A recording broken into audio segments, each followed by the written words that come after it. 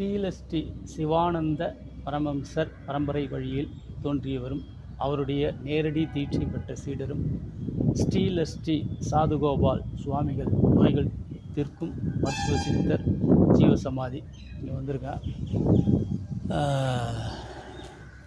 இந்த சமாதி நோய் தீர்க்குமா, மன நிம்மதி, மன அமைதி இது கொடுக்குற ஜீவசமாதிகள்.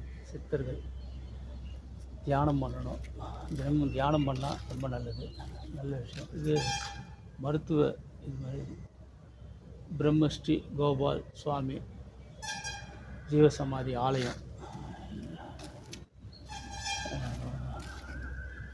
காலையில் ஒரு 8 மணிக்கு ஸ்ரீலஸ்ரீ சிவானந்த பரமஹம்சர் பரம்பரை வழியில் தோன்றிய அவருடைய தீட்சை பெற்ற சீடரும் ஸ்ரீலஸ்ரீ சாதுகோபால் சுவாமிகள் நோய்கள் தீர்க்கும் மருத்துவ சித்தர் ஜீவசமாதி ஜி குமரவேல் RIMP பரம்பரை நிர்வாகஸ்தர் ஸ்ரீலஸ்ரீ சாதுகோபால் சுவாமி திருமடம் செங்குன்றம் தண்டல் கழனி சாமியார் மடம்.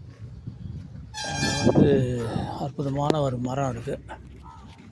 நம்ம மரத்தில் ஐயா நம்முடைய விநாயகர் இருக்கார். இந்த விடியல் விநாயகமும் பார்த்து ரசிக்கிறோம். கட்டளைகள் எல்லாம் போட்டிருக்காங்க. கதவு மூடி இருக்குது. எல்லாம் உள்ளே போய் தியானம் பண்ணிவிட்டு மூச்சு பயிற்சி பண்ணிவிட்டு போகலாம். நல்ல விஷயம். இதை எல்லோரும் நம்ம கடைப்பிடிச்சோம்னா நல்லது. தினமும் மூச்சு பயிற்சி தியானம் ஒரு 10 நிமிடம் குறைந்தபட்சம் இருக்கணும். அதிகபட்சம் ஒரு அரை மணி நேரம் இருந்தோம்னா இன்றைய பொழுது இனிய பொழுதாக மாறும். இன்றைய பொழுது இனிமையாக மாற எல்லோருடைய விடியலும் வாழ்க்கையில் சிறப்பும்